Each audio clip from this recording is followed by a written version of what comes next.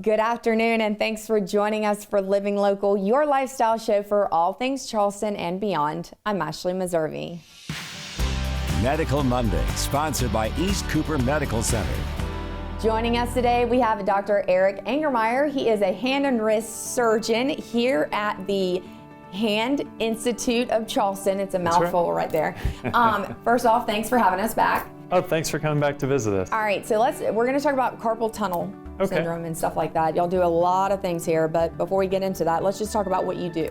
Yeah, so I'm an orthopedic hand and wrist surgeon, and here at the Hand Institute of Charleston, we've created a whole team of professionals that all focus in on just disorders of the hand and wrist. And that can be a wide range of things, right? Obviously, we're going to talk about carpal tunnel, That's right. but arthritis and things like that, right? The two broad categories of their injuries to the hand and wrist, so broken bones, cut tendons, injured nerves. And then there are chronic conditions like carpal tunnel, which we'll get into more detail about, and arthritis and those sorts of things. Because the hands can be kind of complex.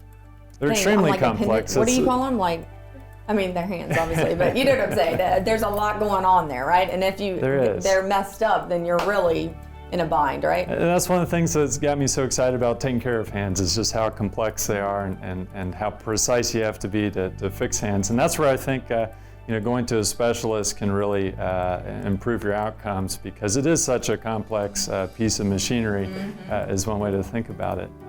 All right, well, let's get into carpal tunnel. What is it? So carpal tunnel, first of all, is one of the most common things we see and treat as hand surgeons. And basically what it is a pinched nerve in your wrist.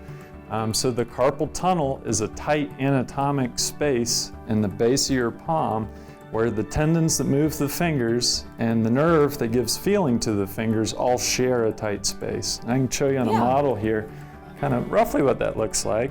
So beneath the palm here, we have a thick ligament, and that ligament forms the roof of the structure we call the carpal tunnel. Beneath that is that tight space where the tendons and the nerve are. So carpal tunnel syndrome, quite simply, is where the nerve that's in that tunnel gets pinched, and it causes numbness and tingling in the hand and some other problems we can talk about as well. So what causes that, though?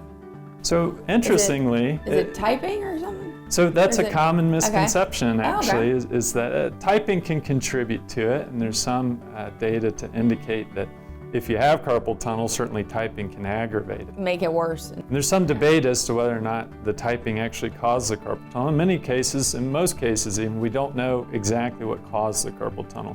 Anything that creates increased pressure in that tight space can pinch the nerve. So injuries can do that because they cause swelling in there. Overuse can do it because the tendons become inflamed and swollen and can pinch the nerve in the carpal tunnel. And then sometimes we think that there's probably genetic predisposing factors. It's how you're built. Yeah. You might have a tight tunnel to begin with, and very little in the way of swelling or positional changes in the wrist can then pinch the nerve and cause symptoms. So like any sports, I know you're not supposed to use your wrist when it comes to tennis and stuff like that, but can that also aggravate it and things like that? Pretty much anything. Pretty much anything you're doing with your hands and wrists can cause it, and typing is just one of those many things that people do with their hands and wrists. Do you find that people kind of ignore it for a long time, and does it get progressively worse? If you just let it go without coming to see somebody like you? We do, and it can be easy to ignore for some people. Some people are tough, and it's just a little numbness and tingling, and it'll go away. Unfortunately, sometimes it doesn't just go away, and it can accumulate some damage to nerve over time. And so it's something I'd advise you, if you're having regular symptoms, 2 or 3 times a week. If it's waking you up from sleep at night, that would be an indication that you need to get checked out. Or if it's just bothering you, come in and we'll check it out for you and determine just how severe it's gotten. It's something that usually progresses slowly over time, though. Can the weather or anything like that make it worse? It sure can. It's something that we absolutely... Isn't that what arthritis does too?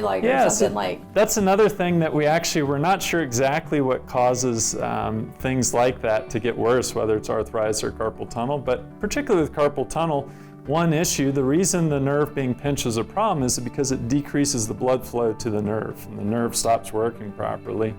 We know that in colder weather, you get decreased blood flow to the hands. Your body tries to preserve your heat by diverting the blood flow, keeping it more in your core. And so your hands get cold and the nerve gets even less blood flow. If it's also pinched in the carpal tunnel, that nerve's really not getting much blood flow, and now you are getting very numb and tingly. So we do see an uptick of carpal tunnel symptoms in the winter, and certainly arthritis. Other conditions are aggravated by cold weather as well. All right, so what are some of the ways we can treat it then? So there are many ways to treat it. One common misconception is that the only way to treat carpal tunnels was surgery. In fact, many cases of carpal tunnel, particularly if you're catching it early, can adequately be treated with bracing, with anti-inflammatories. Sometimes if things are getting a little more severe and people need some more immediate relief, we'll try a steroid injection. And only if those things fail and symptoms persist over time do we then consider surgery. Fortunately, the surgery is a relatively minor procedure. It's done outpatient through a small, minimally invasive incision. And basically what you're doing surgically is just relieving the pressure on the carpal tunnel. Gotcha. Well, I mean, I always learn so much. Every time East Cooper with Hand Institute, I feel like I'm always learning. We could talk all day about this. But all right, so before we head out though, what do we need to know is we want to come see you, set up an appointment, things like that. Yeah, that's right. We'll provide the information on the screen to give us a call. That's the easiest way. You can also visit us online at our website or find us on various scheduling programs like ZocDoc is one where you can schedule an appointment right through the website. So convenient. All righty, well, thank you again for having us. Thanks for coming again. Thanks for sharing this information with everybody. Perfect. All right, and then for more information, you can always head online to eastcoopermedctr.com.